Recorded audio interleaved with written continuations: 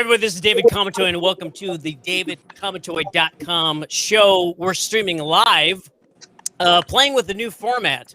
So thank you, both of you. Joining today's show is a live stream event. We are doing a Black Business Roundtable to celebrate the end of Black History Month. If you're just joining us, you can find me at davidkamatoy.com or the original blog, davidkamatoy.guru.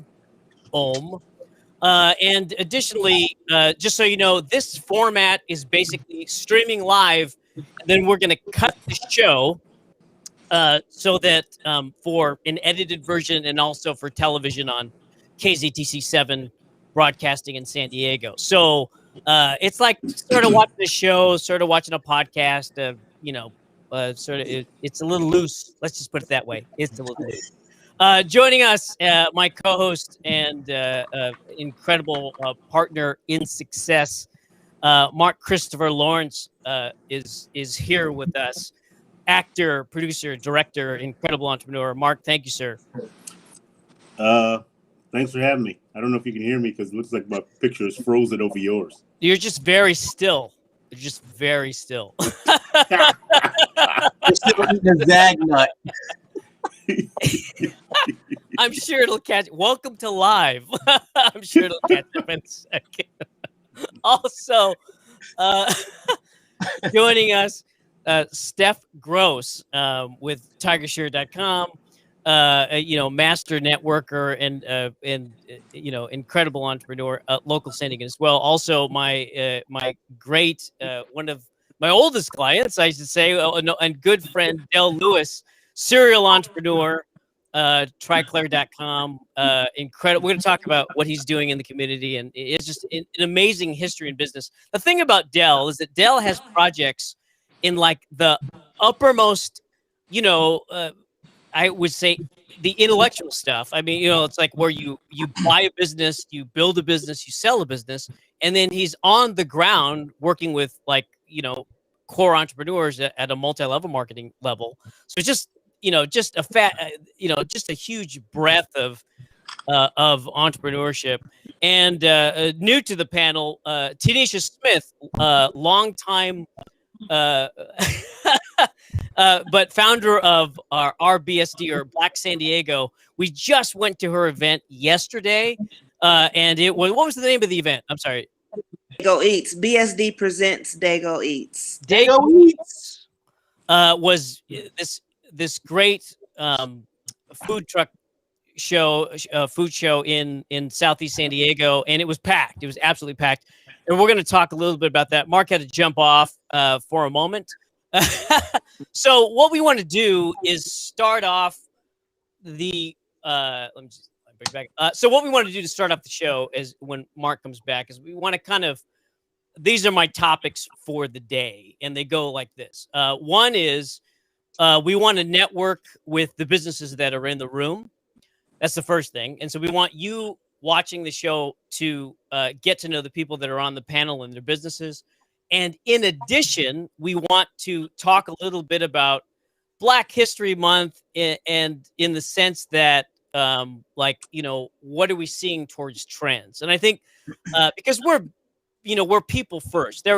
Recently there was I had an interesting exchange between an Emmy producer, an Emmy winner here in town, and there was a news reporter who actually got an Asian news reporter originally from San Francisco, now in New York. She got yelled at. I mean, somebody drove by and said, "Go back to your country," and of course we all know that the upticks of this stuff is happening in the current climate. And the thing that dawned on me was that I Twittered back and I said something funny and which was, technically, American Indian DNA comes from East Asia, so technically our DNA was here first, and so which she found funny. But the thing is, sorry, I'll get it, Mark. There we go. But the thing about it is that the response was, this is my country, and I really think the framing now should be, this is our country. instead of, because we're all here. Right. You know, it's like we're all in the same place. It's like it doesn't matter because we're all part of the same community, and so that's kind of the basis of this discussion. And I think Dell really had a nice frame on this. Dell, if you want to talk about that. Oh, sure. When you and I first started to talk about this show, you had said that you wanted to do something on the heels of Black History Month. And I thought that was great because I think it's great to recognize history in a number of different facets, right? But my comment to you was, I think that's a wonderful idea. And I think this show should be about entrepreneurship, featuring entrepreneurs who just happen to be Black or African American or of darker skin, because that's not who we are first and foremost. I like to think I'm a business person and I'm on with fellow business people. We just may all happen to have the same hue to the color of our skin on this particular show, but that's not what matters the most. Exactly. And to start off this sort of discussion, what I want to do is I would like to let's start by going around the table, the virtual table, and go ahead and introduce yourself towards what you're doing, the project that you're working on, and then because it's we're talking about Black history, let's talk about, is there something new that you learned in this last month, or is there something that inspired you within this last month? And then we'll take it into our business world. Dell, you're up there. Go ahead first. Talk to us, sir. Yeah. So anyway, Dell Lewis, as David introduced me, my company, my parent company is TriClear Business Holdings, which you can find us at triclear.com. And in a nutshell, we invest in and build entrepreneurs. We're a venturepreneurial company.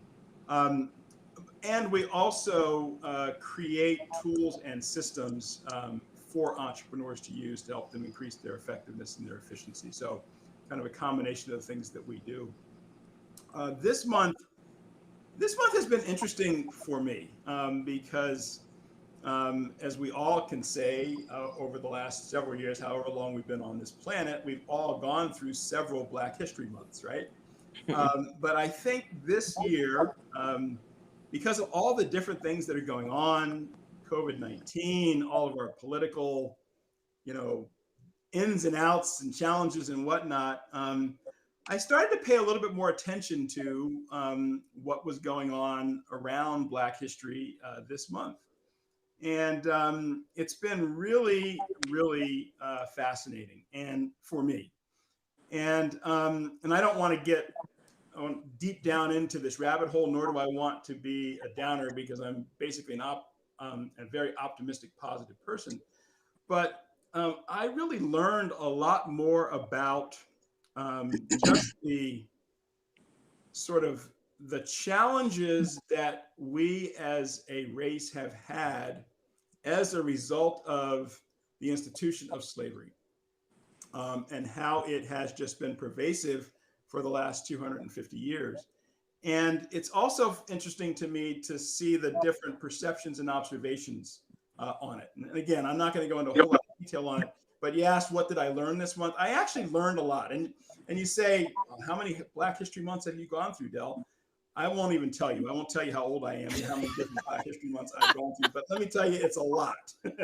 But, and I think everything happens for a reason, right? So the fact that I'm stuck here in my office, in my home office, and I've got more time to do some of these things has been a blessing in many respects, that I've been able to learn some of those things. And then the last piece that you asked me to touch on was of the various things that I'm doing and I'm doing through my business and my team and I are doing, the thing that I'm most excited about is a product launch that's coming out in the next several months, which has to do with helping those that have decided to build businesses in network marketing. Because I think network marketing it's actually gotten what I would say a well-deserved bum rap for a number of years. And what I want to do is I want to undo the bum rap, and I want to repackage it so that people can actually take that and legitimately, ethically, with pride, build a business for themselves with that model. And can say more about that later, but the product will be launching in the next several months, and I think everybody will be blown away by it. No, it's very exciting. And also, once again, you can visit him at triclareholdings.com is the main site. And we're going to talk about another call to action a little bit later. But that's Del. And Del, once again, thank you. It's good to reconnect. I mean, we've sort of been I'm coming out of this is my version of coming out of the COVID shell. It's like, I drive up to your area like every week, and that was, even though we can't see each other, but kind of funny. All right, sir. We'll come back to you in a bit. Also joining us, let's go to Tanisha Smith, Hello. rbsd.com. Again, first time. Thanks for being here. No problem. Thank you for having me. So my name is Tanisha Smith. I'm co-founder of Black San Diego, Empowering Our Community. So we have a membership of 37,000 members on Facebook. We started off just collecting Black-owned businesses. So I put a post on Facebook asking, where are the Black-owned businesses in San Diego? And this was in May of 2016. We have a large community of military in San Diego. And so a lot of times what happens when they come in, they're looking for the Black community or Black-owned businesses because they're coming from either down south or back east. And so when I asked that question, people started to reach out, and the co-founder Cherie Jones had an idea to link and have a networking event because she is a real estate realtor. So we did that. We had a network that had about 100 or so businesses come through, and we started to build on that to where, like I said, right now we have over 37,000 members. And what we started to realize is that Black businesses were lacking in the things that were needed to sustain. So we said, hey, this is something that we need to kind of look into. They need resources. And so this past December, we started a nonprofit. And what we want to do with the nonprofit is be able to offer the tools and resources, education and workshops for Black business owners to be able to not only start, but develop and then also sustain their business so that they can last. And I know you asked, what did you learn during Black History Month? Something that we learned about businesses is that once the pandemic hit, over 41% of the businesses had to close because they did not have the resources and things like that to sustain and to actually last. Some of them that were deemed essential were able to kind of hold out and make it, but a lot of them just did not have paperwork that was needed to fill out PPP loans and to get the grants and things like that because they just were not in compliance, so to say. And so that's what we do. We're here. We're a community hub. People can come and ask where literally anything. Where can I get my hair done? Is there a pest control that's Black owned, or where can I find a mechanic? And that's kind of how it's like a safe place or a safe hub with motivation and people kind of cheering you on in your corner to go out and take the leap and be an entrepreneur. And even if for customers to find someone that can relate to them. So yeah, that's who we are. That's Black San Diego. Fantastic. And once again, you can check them out at rbsd.com. And also, they're mainly on Facebook, the Facebook group, which I don't have up, but we'll put that in post-production. But what's the Facebook group? It's Facebook. It's Black San Diego. Make sure every word has a space in between, because if you put any of the two words together, it could take you to another link. But Black space San space Diego. And you can see it because it'll say 37,000. We're also pretty big on Instagram as well, and we have an LLC and now have formed a nonprofit as well. That's fantastic. Once again, check her out, and we're continuing this conversation, and that leans into an incredible conversation about Black businesses, how Black businesses are doing and interacting in the community. But let's go to Steph Gross, because actually you'll probably build on that. Steph, Hey, first of all, thank you very much for having me on the David Kamatoy Show. And it's a pleasure to meet Del and Tanisha and Marcus for Lawrence. I am so excited to be on with you right now. And Del, just your background for what David shared with me, I think our conversation at this roundtable is not only going to be very relevant and robust, but very timely for a lot of folks. Uh, I happen to be the president and CEO of our parent company, Built by PN Industries, which is an acronym for Brand, Utility, Interaction, Learning, and Thought. And we are the parent company of Legacy Parenting Survival Wear, which is an apparel line designed for new parents to engage with their new babies, but at the same time stimulates the cognitive learning mechanism within the babies through the infant vision spectrum. And so I created that back in 2009, R&D'd it until 2013, and then we launched and we're out in the marketplace, as well as meeting with a number of larger retailers, more regional retailers. But in our other division, we have Trifecta Business Strategies.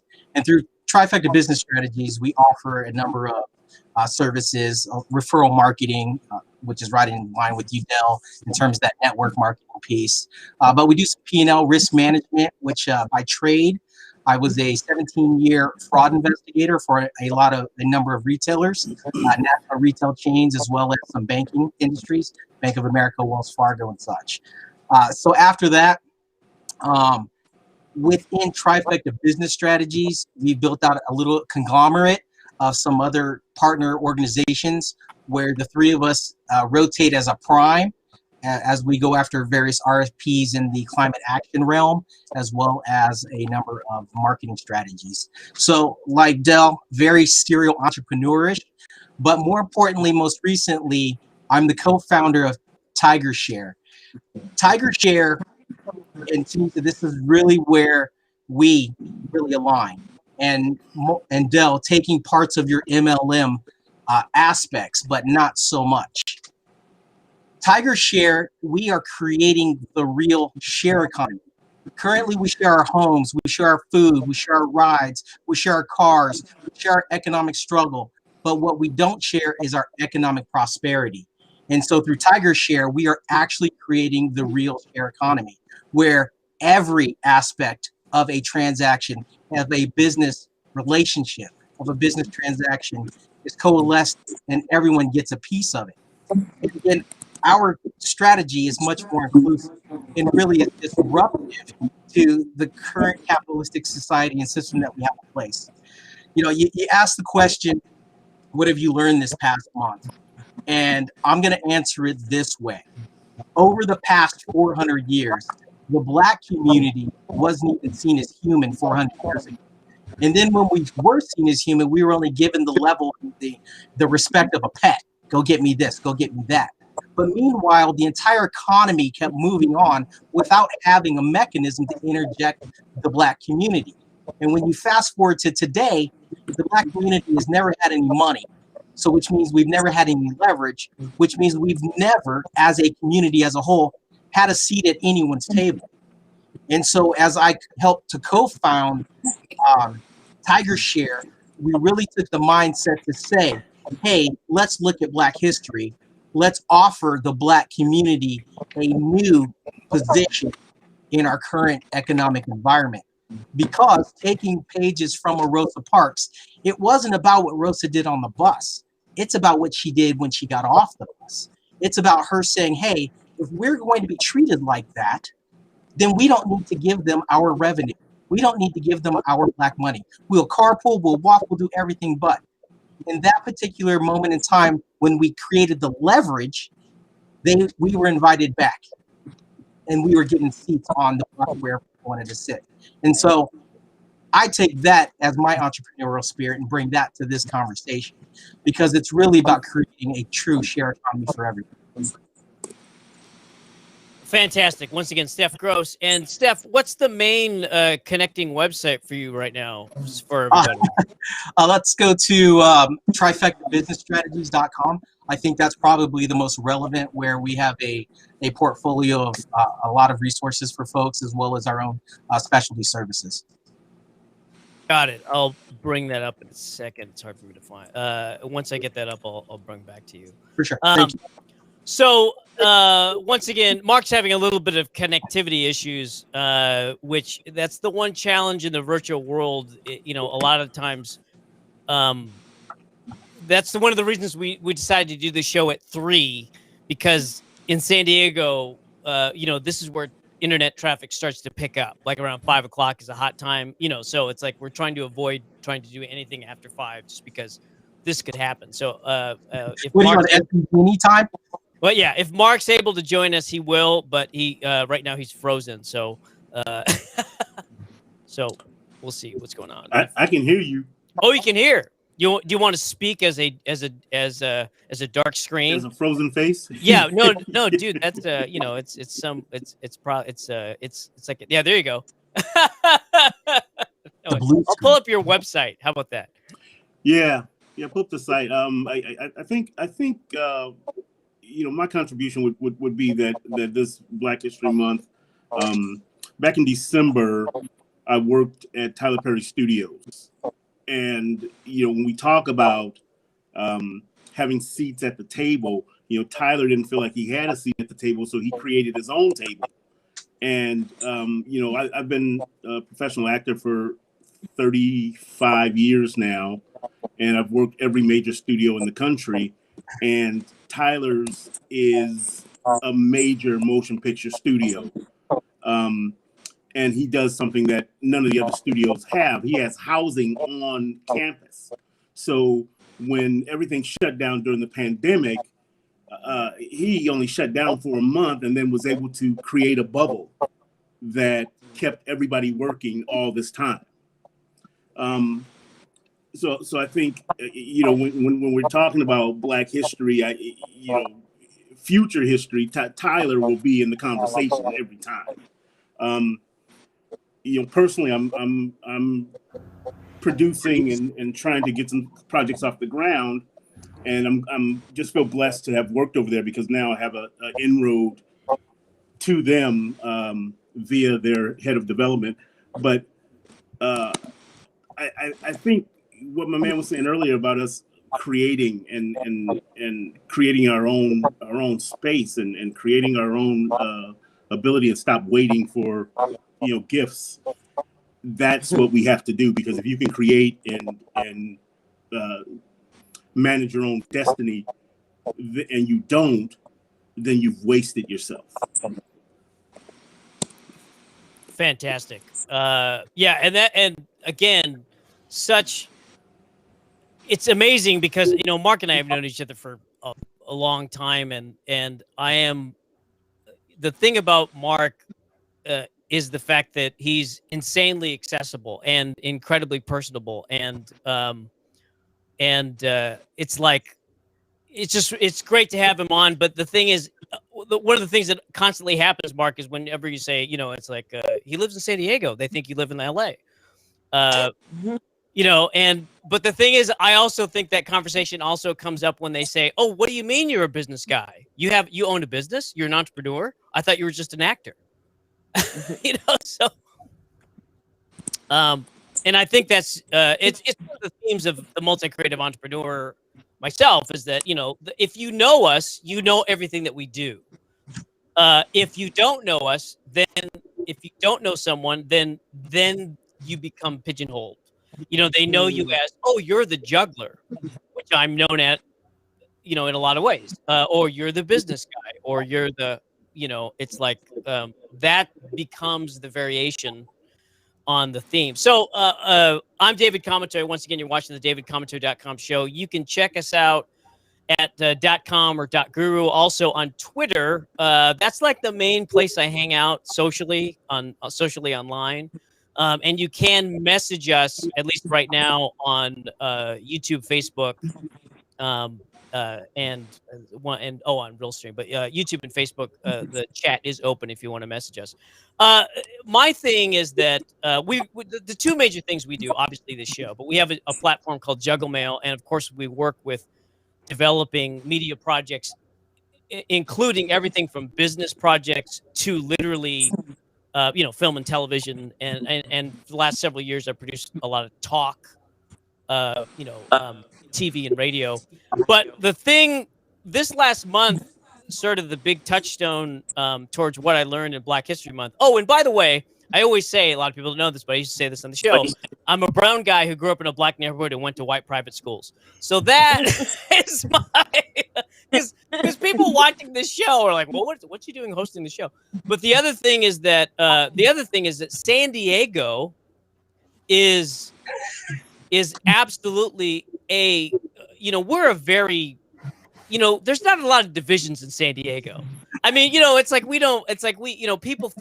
people go to each other's racial events and don't even think twice about it, So it's like, let's be clear about that. Is that, we're, again, like I said, this is, we're a big community in San Diego for sure.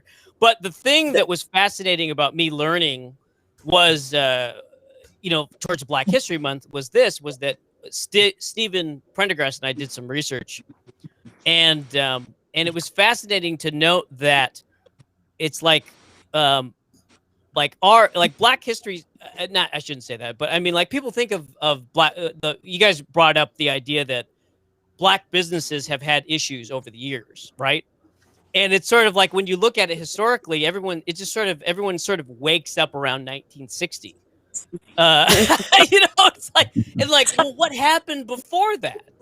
You know what I mean? Like, what happened before everybody said, oh, you're actually, it's like, and so most people know about Tulsa.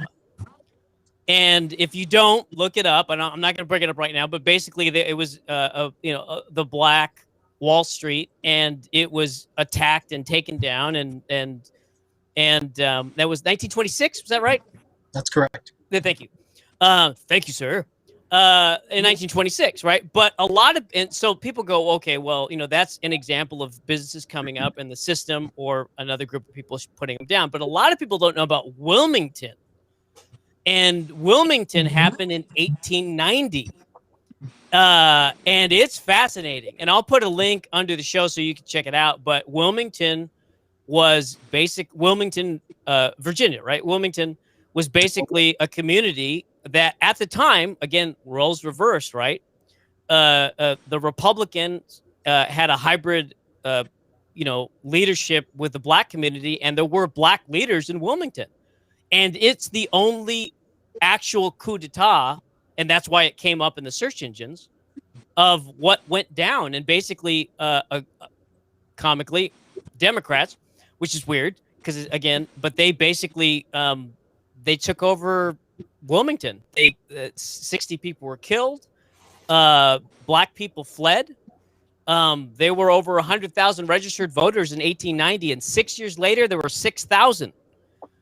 So, you know what I mean? Like, so, and a lot of people don't know that this. I talked to several people that I know in the community. I'm like, did you know about this? And they're like, I had no idea. I had no idea. There are so many more of those stories, like, all across the country too, like that were just pushed to the side and never brought to the forefront. And I teach 8th grade physical education at Horseman, and I teach physical education, but I find a way to put in these Black history moments in PE. And I know the kids are always like, what does this have to do with PE? But I have to throw it in somewhere, because they're not getting our true and complete history. There's always, the Martin Luther Kings, the Rosa Parks, the Harriet Tubmans, but then we're not getting the Tulsas and the Black Panthers, and all everything else that comes with it. And by the end of I do a different fact every day, and by the end of the month, like today when I came on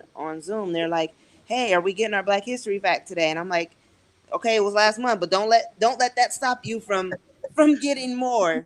You know what I mean? It's something that, yes, it was all over the country, and we only know about, very few about Harlem. We know about Tulsa, but we don't know of all the other little hidden gems that were out there. So hopefully we're building that in San Diego as well. We're working on the 8 blocks, getting it named as the Black Arts and Cultural Business District. That's like in the works right now. So if any of you guys can want to contribute to that at all, we're working on getting the signage and getting it approved by the city as the Black district right now. So we want to carry on. That's fantastic. And again, but to kind of put this whole thing in perspective, basically the idea is that there's there's just a lot of history of fighting back, and that's why I want to move the conversation onto like what's happening now, because it's like most people I know, they're it's like we're not angry at all. It's like it's like we all, again, what Adele was saying, we're business people. I mean, we're entrepreneurs, we're entertainers, we work in the field, and it comes down to a theme of this show that we want to perpetuate in the theme of this group, which is because of the pandemic. There are basically I put them into 3 categories, right? One category is you have a failed business. It blew up or it's blowing up. It's gone boom. And again, we could talk about the numbers of Black business versus white businesses, but that's across the board. That doesn't matter. It's like people have blown up. The second category, which a lot of us are in, are sort of the treading water category, meaning that we're moving a little bit ahead, a little bit behind, but because of the pandemic, it's like one big pause button. For whatever reason, we may have lost a little, we may have done a little, but for all intents and purposes, we're still there. We haven't financially blown up, but we're still there. And then the third category, which is like, Shambui with Hey Sugar, is that you have a business that actually started and is growing for whatever reason in the pandemic, whether it's medical related, whether it's because they started and they didn't, they started in the pandemic. But all of those businesses ultimately, there's 2 things that this show will propagate till the end of time, which is which is one, build a solid web presence online. You have no excuses. All those things that you thought of doing. Oh, if I only had time. Well, you've had a lot of time. So like your web presence is something that you should have or should be working on. And the second thing that I will constantly enforce, because also we have Juggle Mail, a CRM, and an email marketing program. But the reality of people always say email marketing is dead and this is dead. And I'm like, no, you don't understand. The problem is that you don't own Facebook. You don't own Twitter. You don't own LinkedIn. All those platforms that we're streaming on right now, they could delete our account at any moment. And you've seen it. Obviously, happened to Trump, happened to a lot of different people, but but it happens. And you're talking about the former president getting canceled. If he can't fight back, who can? You know what I mean? But there are a lot of small business owners and people that I know that get canceled. We've had accounts canceled. So I know that it happens. And this is one of the reasons why build a great following, and 2, build your database, your actual opt-in email, your real follow. I mean, I'm talking pick up the phone. People go, I have a lot of people following me on Facebook, but who can you pick up the phone and call? Do you know where they live? I don't mean that in a stalker way, but I'm just saying, it's like, that's your real database. But that's your real database. David, to that point, I think that's why we at Tiger Share are so adamant about our share economy, creating the share economy, because you just listed Facebook, Twitter, Amazon, all those softwares, all that software. We are at the invitation level of it. So we've been doing nothing but inviting people to say, hey, this is the moment when Mark Zuckerberg is sitting in his dorm room thinking about creating Facebook. And we want you to be a part of it. Doesn't cost you anything. All you have to do is just say yes, and we will do all the heavy lifting. And then you come along and you're like, hey, well, I got a CRM that can support it. I got Juggle Mail, this, that, and the other. And we're like, hey, great. Because it's that shared community towards shared prosperity. Fantastic. So the question on the table is effect of the pandemic, good and bad. And I just sort of want to check in with everybody to see how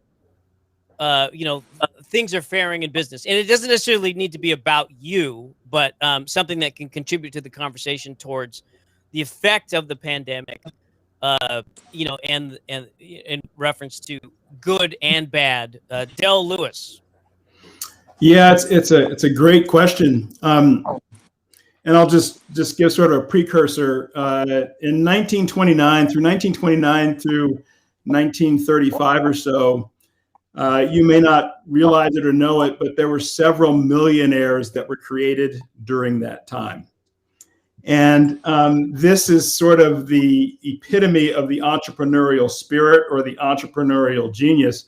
It's being able to see the opportunity and take advantage of the opportunity. So by way of example, one of my partnership portfolios, companies that's in my portfolio, is an organization that essentially creates private advisory boards for CEOs, for middle market CEOs. And we bring these CEOs together and we facilitate these private advisory boards. And so I actually facilitate one that's out of Orange County. And I was telling them at the beginning of this pandemic, I said, mark my words, because things are going to have to change for you and you will make changes. But let me tell you, some of the things will not go back to what you thought was normal. And some of the changes that you make will actually be significantly better for your business. This is the silver lining in something like this. There's a silver lining in every single quote unquote crisis. And so I checked in, and we meet every month, but it was coming on a year of this pandemic, and I checked back in with them. I said, remember what we talked about? And I told you that there were going to be things that you were going to have to change in your business, and some of them were going to make a significant positive impact on your business. And we went around the room, and it was amazing the things that they had come up with as a result of this pandemic that actually changed their business. And I did a poll. There's 15 of them. 2 of them are in the food service business. Both of them are doing fine. They are not thriving. They are doing fine, and they actually are up a little bit. But by and large, the organizations in that group are either on par or doing better than they did in 2018, 2019. Wow. Yeah. And it's just all about the way that you see things. There's opportunity in anything and everything. And so I hope that answers your questions and gives you some examples of a way to look at it. And it doesn't matter how big you are. You can do this if you've got $10 in the bank and you just started your business. Right. As the macrocosm is the microcosm. The microcosm is the macrocosm. That's the thing about a lot. That's the reason one of the reasons we're doing the show is that you have to understand that everything we're talking about is scalable. Everything is scalable, meaning no budget, a little bit of budget, some budget, a big budget. Please call us. But everything is essentially scalable, and so one of the things that, because this is not just this is definitely not just a Black business thing. There are a lot of people in our category that weren't set up for PPP. You know what I mean? Because and it if you look at the numbers, you could say there are numbers. Trust me, there are bad numbers out there. For ethnic versus, but there are other people, like a lot of the businesses I know and work with didn't qualify. A bunch did. And so, but the reason I bring that up is that this is one of those things where, and Del could really, Del is like my guy is definitely, I need you to be my guy on this, is that we need to inspire people for structure. Because what is a business? A business is essentially systems. It's structure. That's the difference between the guy in the corner versus someone who owns multiple restaurants. And so if you're watching the show and your solution has been, I'll do it myself, that's not a solution. That only goes so far. You know what I mean? Like McDonald's doesn't happen if Kroc, who bought it, but I'll do it myself. I mean, I'm not saying you shouldn't learn how to do it yourself. I'm saying you cannot you cannot do everything. You cannot build the website, do the graphic printing, do everything across the board. And that's a problem. And so, but one of those systems was simply banking relationships. And that is why a lot of businesses got stuck in the cold for the PPP, because one, especially in California, no employees, because in California, you make money. You're trying not to make money in the state of California, not make money on paper. And 2, so you needed to pay people. You need to set up as a corporation and pay yourself. And then the other thing was relationships with banks.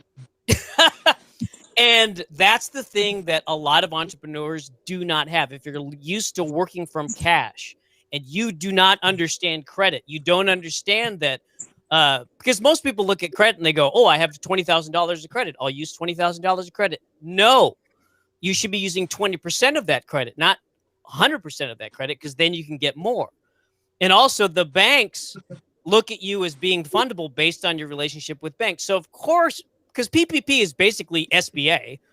And so what happened was that they just said, you know, like, who do we have relationships? It only makes sense that the people that they lended to were the people that they had relationships with.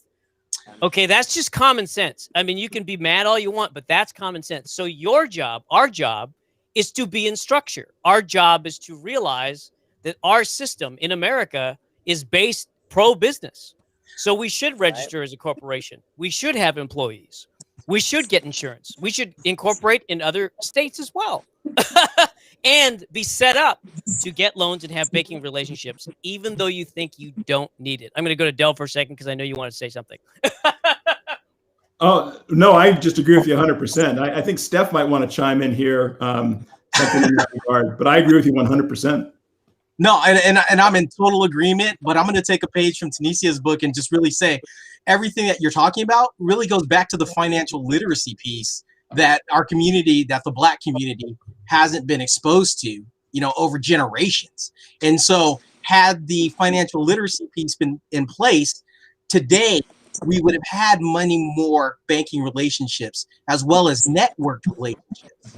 So I totally agree with you, but it starts really about understanding our finances. And when you talk about credit, which really came into existence in the late 60s, early 70s, that was really to the detriment of several communities.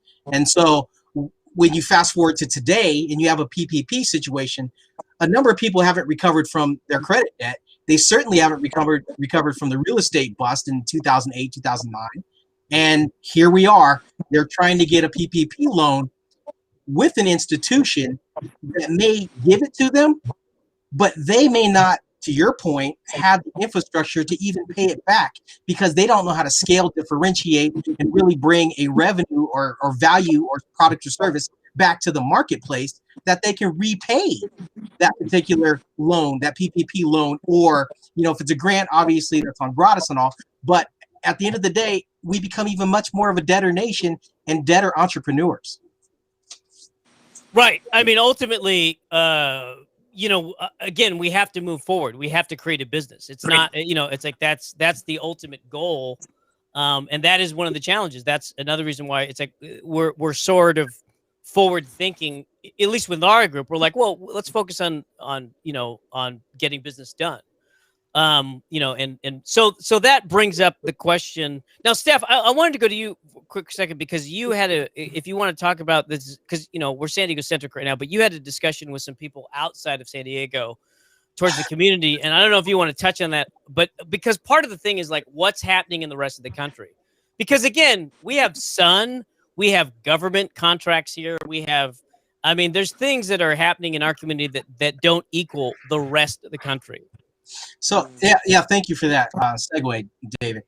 So like we launched our tech on Retail Black Friday through a Facebook group that has 1.9 million folks in it. And their goal was to take back Retail Black Friday for the Black community. That was the goal. That was their impetus. That's what they wanted to do. So they're like, hey, can we use Tire Share to make that happen? We're like, absolutely. So we do a soft launch and we roll it out with them, bringing in the 1.9 million folks, and they onboard and become members within our particular network, as well as 827 businesses have joined to participate in the program. Again, that's a lot of businesses to come all at once to onboard. And then fast forward to MLK's birthday, right? MLK Day. So we do a little firmer launch and we start acquiring more businesses and picking up some more momentum. But what you're talking about is my conversation with those businesses across the United States. And I'm a firm believer, and I'll stand my ground and say this.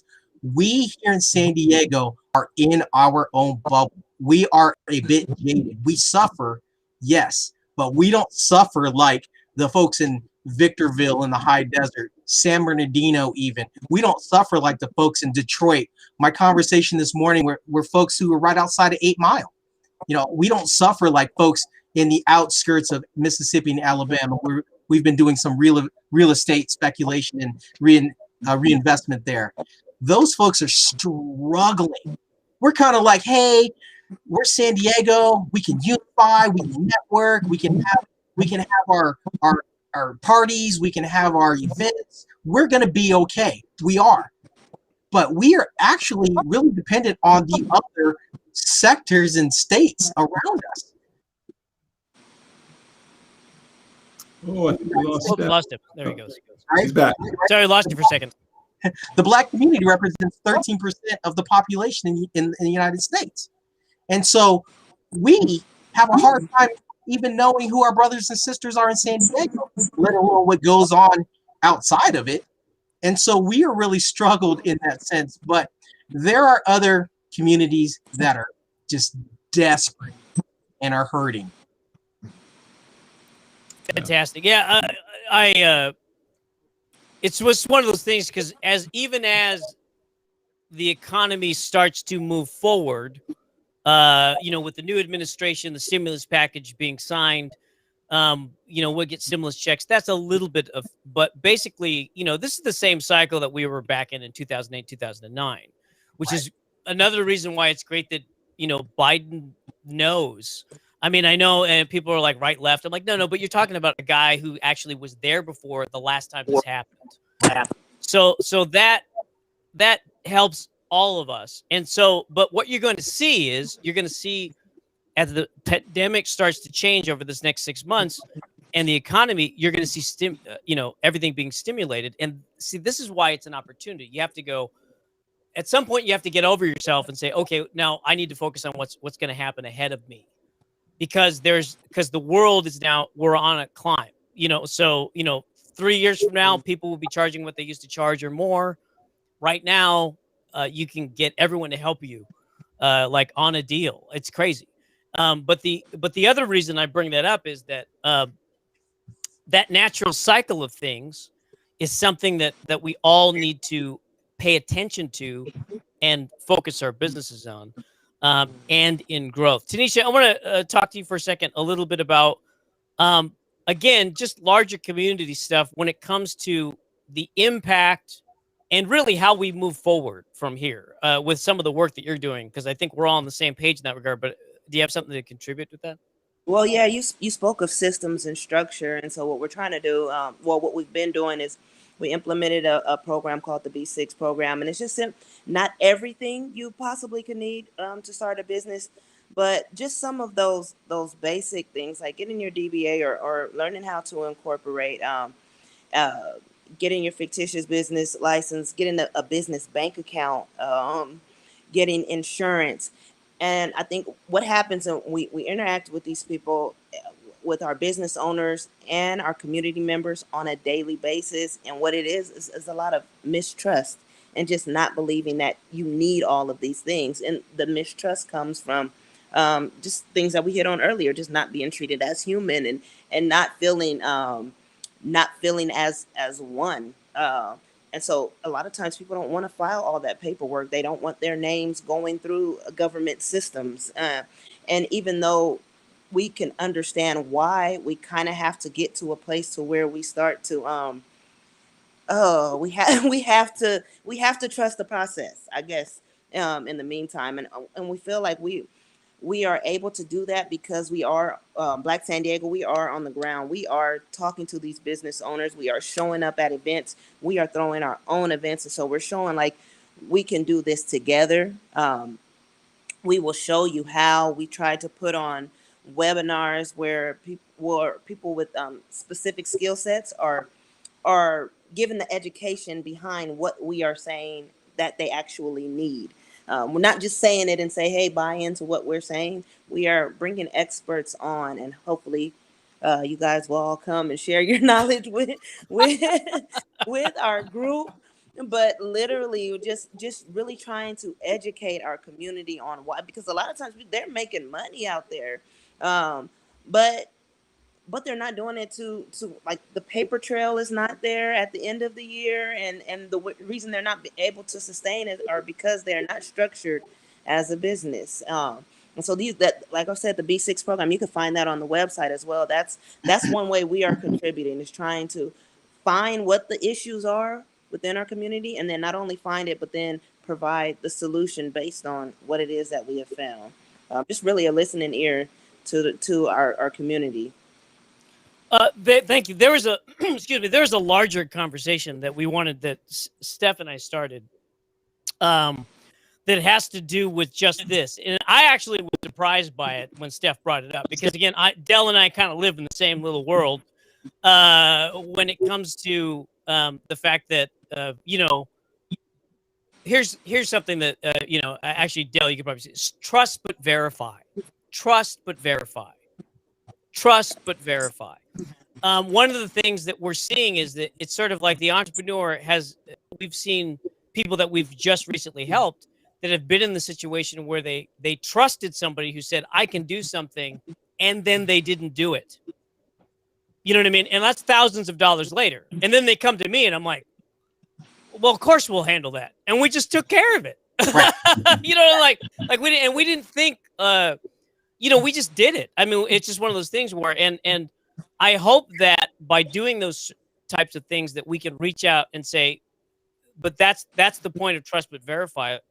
And like what we've done, and I know what Dell and a lot of us, we're like the next people on the team. You know, like Dell and I are always like the third or fourth. Like if there's a project, like one or two people, we're like the extension of that group, if not on paper or just outsourcing or whatnot. But like I've had one of my clients literally was, you know, he had a company with 800 employees in multiple countries. I produced a video in India over Skype, you know, and he sits me down and he goes, I need you to run my shoe company. You know, so, but people don't understand, like, that's how the conversation goes in our weird little entrepreneur world. But the reason I bring that up is that there is an issue with trusting people both in the community and out of the community. And, you know, I just want to touch on that for a second, because I see it stopping people from growing. And I also see it stopping from people like what just happened. Somebody got bilked for thousands of dollars before they found us, you know. And also I see people going, well, now I also see some people in that same category not completely trusting our advice, which is weird, but that's just, you know. And so Dell, I don't know if you want to touch on this for a second. Yeah, there's so many great pieces that I want to bring together, that the things that Tanisha brought up and things that Steph brought up that I'd like to try to bring together. And I'm going to go back to the comment about the financial literacy that both Tanisha and Steph brought up. I would change my opinion just slightly, in that not only is the Black community not educated, the African American community not educated, but in general, no one's really educated with financial literacy. AB5. AB5, agreed. The biggest difference, though, is that in communities outside of the traditional, you know, Black and brown communities, those people have an Uncle Harry, and they've got a cousin Joe, and they've got a sister Mary that they can rely on to help them, that they've paved that way. And this is why I love what Steph's got going with Tiger Share, and I love what Tanisha's got going with her group and the nonprofit, because it's starting to spread the wealth of information and education and expertise. And that's what, you know, people that have historically been disadvantaged in a number of ways have not had access to. And that's another thing that I think I've learned over this last month, to answer that first question that you asked, is that I realized that I need to make myself, my company, and my infrastructure even more available to these communities. I've never been unavailable, but I've realized now that I need to make myself more available. Exactly. And so I just wanted to sort of tie that in, because there were some great points that both of them made. And Dale, I just want to dovetail on what you said. I think culturally, some of the other cultures have that literacy embedded in them. If you look at the API community, that's a perfect example. You're not going to go be a police officer or a fire person, right? A fire member. You're going to go and be a CPA or a medical doctor. Like, it's ingrained in that culture. Yeah, no, you're absolutely right.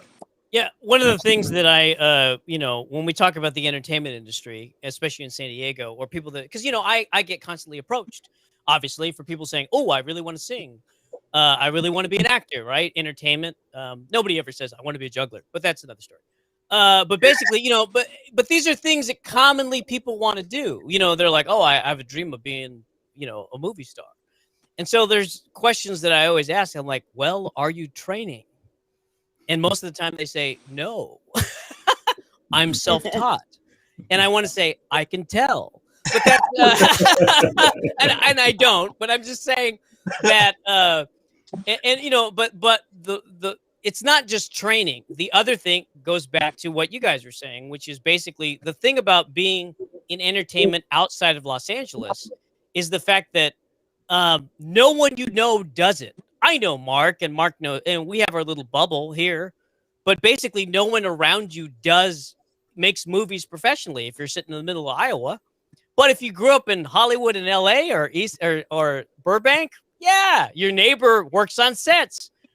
You hung out with Miley at the last party. I mean, seriously, that's what happens in Los Angeles. And so again, generationally, we always say, now we're going back to, Dell and our world of entrepreneurship, but think about it. There's a reason why that, like, children of entrepreneurs have an idea and they say, I think I can do this, because they're surrounded with their parents' friends who say, yes, you can. I think I did something just like that, because they've done it before and they reinforced the idea. And you know what I'm saying? Because if you have this conversation of like, I really want to be a blank, and people go, isn't that a second career, or isn't that a part-time thing? They don't get it. They don't understand. It's like they don't understand. Oh, you could be an entrepreneur. Now, the one thing that's changed in the last, say, 15 years, 20 years is the fact that entrepreneurship is cool. That's like the one thing. Like, before, it used to be get a good, safe job, period. And that was the only path that was okay. And now it's common. Again, a lot of people still don't know how to do it, but now it's a cool thing. Dave, I'm fully immersed in what you're saying right now, because I put this website up. And Tanisha, this goes right to kind of where you're at as well. My son comes to me and he says, hey, Dad, you know what? I'm frustrated with school and being locked in and COVID, and I need to find an outlet, and I really want to paint. I'm like, okay, cool. So we get him going on some painting, but he's like, now I want to sell it. Can we build a website? So we created artsypassion.com. And Tanisha, this goes back to what you were saying about creating our art district down there in DA. Or down in the neighborhood. Charles Bibbs reached out and said, hey, I want to meet Dario. And so some friends of a friend through a network is like, hey, Charles Bibbs wants to meet your son. And I'm like, what? When we talk about Black art and cultural art, like, that's the guy for today. And for him to want to reach out and follow that up, that goes to what you're saying, David. It's what who we surround ourselves with. Right. Correct. Mentors. And so just a tip when it comes to trust but verify, and this was taught to me by Nicholas, who was our former president of one of the companies I started, and he was the one that taught me this lesson. And he basically said, look, when you work with people, ask for 3 referrals. It's basic. It's like, hey, can you give me 3 referrals? You can know them. They don't need to be unsolicited, but I just want to talk to 3 people that have worked with you. And, you may call 1 or 2 or 3 of those people, but within those 3 conversations, you'll get a pretty good idea of both the good and the bad of working with somebody. And I did this actually with my electrical contractor, who we built a site for, Bryant Electrical. And this is why it's funny. Like, we had a bunch of electricians show up, and I said, look, do me a favor, write me a quote. seems normal, right, Del? Seems like duh. You know how many people did it? Like 2. And he actually gave me a written proposal. And I said, okay, but now let me talk to a few people. And I did. He gave me referrals. I picked up the phone. I talked to somebody and they said, yeah, he's great. So it's like so these things, it's just a little business tip, but seriously, if you're worried about websites, if you're worried about working business to business, whatever, just say, hey, can I get 3 referrals? I just want to talk to somebody.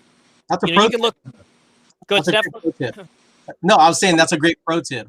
When we do Wednesday Wisdom, we ask entrepreneurs like yourself to offer a pro tip, and that's one that I think you can share. I'll be happy to share that in the network. Very cool. Hey, we wanted to. We're coming up on an hour, and we kind of want to put the button on this. By the way, if you're wondering what happened to Mark Christopher Lawrence, his connection did not work, so he bowed out, and I'm glad he was able to contribute for a minute. But he will be back.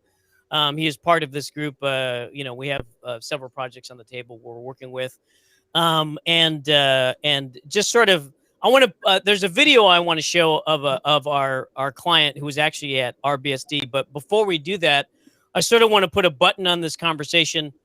Once again, you can visit us at davidkamatoy.com. You can join the email list. I didn't set it up, but if you join the email list and send me an email, I'll connect you with everybody that's on the show for that reason. But if you join the list, you get on the email list. Our product is Juggle Mail, and which is basically an email marketing and CRM platform. And of course, we produce video. So if you have any idea towards content, please let us know. Del Lewis, your final words in the CTA. Oh my gosh. There was a couple of things that I wanted to say, and I hope you'll give me a little. Oh, no, yeah, fine. We're not on television. That's the one, the best and bad thing about this format as well. Yeah, well, we have more time. So, call to action wise, I was talking about making myself available and sharing. And so I have put together an offer through a website, and you can find it through dellewis.com. That's just DELLEWIS.com. And then / my question. Obviously, all one word, my question. And what I've done is I'm allowing entrepreneurs of any stage in their development, they could have been in business for 30 years or for 3 minutes, the ability to ask me your most pressing question. Now, I don't claim to be a know-it-all, and if I don't know the answer to your question, I will certainly tell you. But this is a great way for you to tap into my experience and my expertise over the number of years that I've been doing this. So please go there, ask me your question. I'll be more than happy to answer it. So that's one. The second one, if I can be so bold, is to give a second plug. And I'd like to do it by telling a story. As you talked about the situation in Wilmington in the 1890s, and I want to give you a story about how far things can come in 100 years. Now, 100 years may seem like it's a really long time, but if you go from 1890 or 1898 in Wilmington and that tragedy to 1990, to a city that's very close to Wilmington, North Carolina, called Cherry Point. And it was in that city in 1990 that there was a ship docked at the dock there. And 3 African Americans approached that ship that day who actually owned that ship. This was a large commercial cargo vessel. 3 African American entrepreneurs approached that ship that day because they were going to christen that ship as the brand new ship in their fleet of a company that they had started. The name of the company was Red River Shipping. And this was the launch of the very first African American shipping company in the United States. That ship was to be on contract to the federal government and was employed for the federal government, doing things for them for a number of years. But that was the launch of a brand new operation and a brand new shipping company in Cherry Point, North Carolina, just 100 years after the Wilmington tragedy. And if you'd like to know more about that story, and more particularly about one of those 3 entrepreneurs, I would suggest that you get my book, which is called Get Your Ship Together, and that's ship with a P, because this is a family-friendly show. It is called Get Your Ship Together, and it's the story of how myself and my two partners started our maritime shipping company. But that's how things can change in just 100 short years. Fantastic, man. Yeah, I think that wins for stories. So once again, by the way, check out it's on the screen, and I'll put it once we recut this thing. I'll put all the links for everybody in the post. But again, that's why we're here. Please connect. We're going to continue networking and building out this community of entrepreneurship, and we definitely want to make it scalable. Period. Tanisha Smith, rbsd.com. Yeah, so we just really encourage any and everyone to donate and or sponsor the nonprofit so that we can start bringing education to businesses to have the resources that are needed to sustain. We have an app as well. So we spoke earlier about any of these platforms can cut you off at any time. So we've created an app. We've had it for about a year now. There's a directory of oh goodness, we have a whole bunch of black businesses, a large number of black businesses in the directory as well as community events around San Diego. We started Dago Eats, and that's going to be the last Sunday of every month. And we really just created that platform so that those who did not have a storefront or an actual restaurant would have somewhere to showcase their culinary skills. And you can just stay tuned. We'll post it on the website. That's ourbsd.com. As to if the location changes, we did start to grow a little bit even from the second event. So if that location changes, we'll put it up there. And we just encourage you all to continue to support Black-owned businesses and circulate the dollar. Fantastic. Once again, Tanisha Smith, rbsd.com. And I do encourage, if you're watching this and you're in San Diego, I greatly appreciate it. One of the things that about all these events is that, it's not just for the community, it's for the entire community. And we definitely want to, start reaching out and having, this thing grow because, supporting each other's businesses, again, not just because they're Black or Filipino. It's like, we just need to support each other's businesses because that's how this economy is going to grow. Steph Gross. That was a great segue. Thank you very much, David, for that segue. In our particular world, we believe in the strongest word in the English language, which is and. Not the weakest word or, but the strongest word and. You can do this and that. The things that we do aren't trying to replace anything that you're trying to do or want to do. We just supplement it, and we just give it a force multiplier and an exponent. With the support of Urban Alchemy 360 and the Philam Chamber of Commerce and just a number of other organizations who have just kind of partnered with us and joined forces, Juggle Mail, through the CRM and davidkamatoy.com, we have really created the share economy in Tunisia. Here's how I see things right now. Right now, at this point in time in our society, me as a father, parent, head of household, homeowner, I have $1. I am currently forced in the decision-making process. Do I spend that $1 on getting food for my family, putting a roof over my head, paying my cell phone bill, getting diapers for the baby, taking care of my aunt, my pet, go on a date, or donate to my favorite charity? That's where I'm at, or reinvest in my business. Because I have $1, and that $1 comes from PPP if I get approved for it. Same thing with the nonprofits. They are fighting to get the attention of every resident and consumer out there to donate to their charity. And we call that the bucket, because every nonprofit is going after the same bucket of money. There is not an endless supply of money, although it seems like we're printing an endless supply of money, but there's not an endless supply of money. And so the grantors have to be very strategic on where they're putting their money. And yeah, right now the momentum and the wave is social justice and racial justice and support for Black businesses. But history has proven that has always tapered off as time has moved forward. You know, if you look at Detroit and J.P. Morgan Chase, they put a lot of money on the front end of a situation they created. Bank of America, the same thing. But on the back end, they're still siphoning all that money. And I was sharing this with David. It's not okay, and this is where my passion point comes. Dylan, I hope you're feeling me on this. It is not okay for Target, Walmart, Amazon, and Costco to accept EBT, because all of us taxpayers are contributing to the profitability of the wealthiest companies in the world. And we're doing it not only by paying our taxes and our sales taxes and our state taxes, but also through the purchases that we make there. It's not okay for us to do that, for them to accept EBT, because they're choking out local and small, medium-sized businesses by doing that, because that's where a lot of that money gets reinvested back into our communities. So we have to look at things in a very strategic manner, and that's what we do at Tiger Share.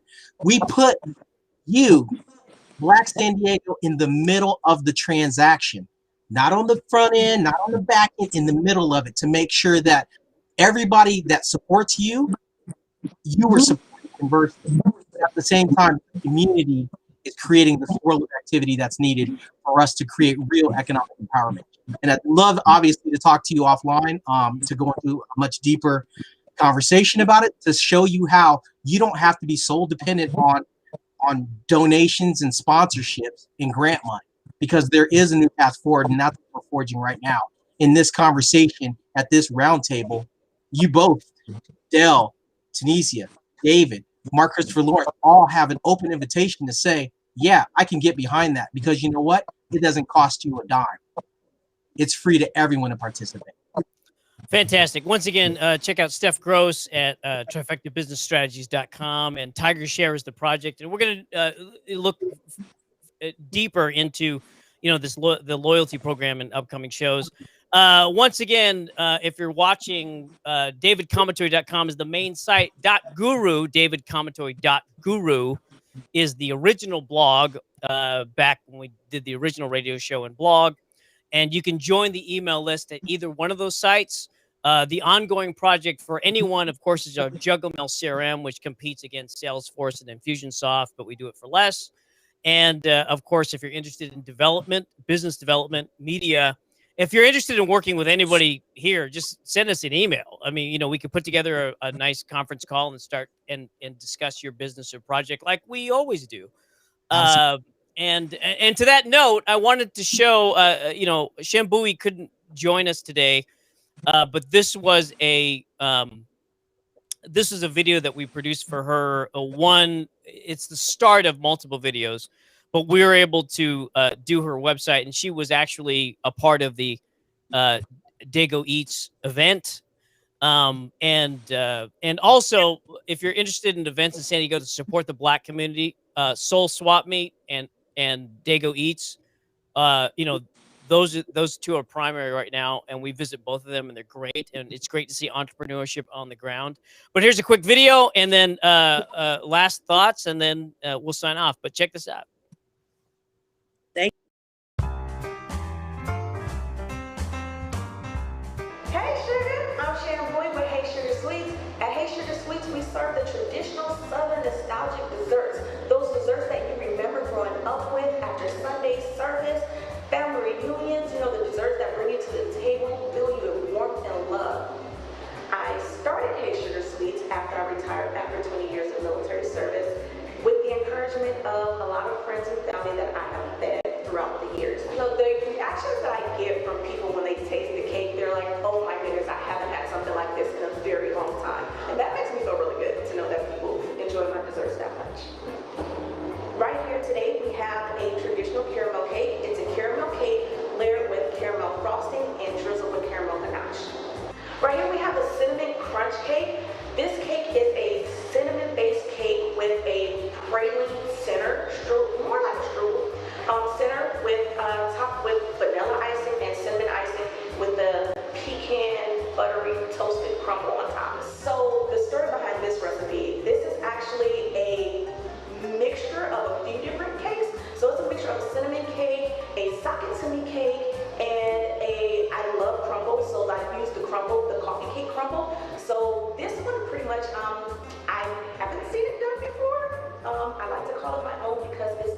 deep brown, dark butter flavors that I love. I love rich flavors.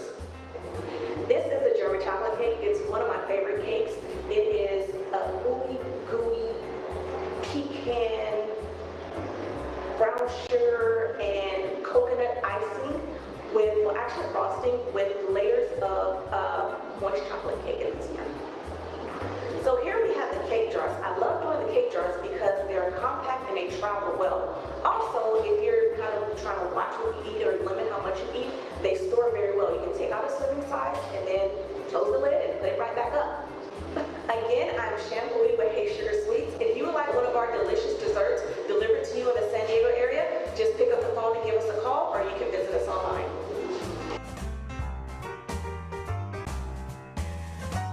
Hey Sugar Sweets Southern Comfort Desserts are available delivered to your door in the San Diego County area. Just in time for the holidays, the Hey Sugar cake jars are available for nationwide delivery.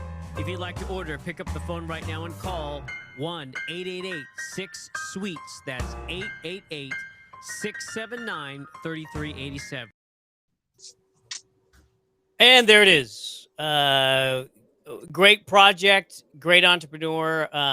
Actually, this is her second career. She retired from the Navy and basically started, it was baking and transitioned into this project. She was at the event yesterday. Literally, the line was across the field. I mean, there were 25, 30, 40 people in line. So, yeah, she's on the climb and on the way up, which is fantastic. Anyway, I'm David Kamatoy. Last words, Del. Oh, it's just great to be here with everybody, and to meet new folks and new exciting. I love to see entrepreneurs. I love to see entrepreneurs sing and to fly to new heights. So just happy to be with you all. And I will say, we're coming off the heels of Black History Month. Tanisha, now it's your month because I now understand that March is Women's History Month. So she gets to do double duty, February and March. So that's fantastic. Exactly. Once again, check out Del Lewis. Again, the website, Triclair Holdings, and please join his email list as well as ours. Steph Gross. Hey, thank you very much. Again, honored to be with everyone here. Just financial literacy, just can't speak to that. Just financial literacy. Stay focused, fearlessly forward is the way you should approach life. And thank you very much, David. Mark Christopher Lawrence had to bow out as well as Tanisha, but their websites are on the list. Also, Mark Christopher Lawrence, when you join my email list, you can join his email list. It's an option that I believe we still left in there. And also visit his website and join him on social media. Again, he's easily accessible there. And that is that. Once again, wait a second, where'd I go? Once again, I'm David Kamatoy. Gentlemen, thank you for joining us on the show. Once again, if you're just watching us, this show is basically we're live streaming, and then we'll cut the highlights of this and post it, and some of it will go to television on KZTC7 in San Diego. I'm David Kamatoy. That's Steph Gross, Del Lewis. Special thanks to Stephen Prendergast, Encore Event Center, Presidio Sentinel, and our entire team that is not here. And we look forward to seeing you next one. We may be streaming on Wednesday, but I'll let you know. Thanks again. Thanks so much, gentlemen. See ya. Thank you.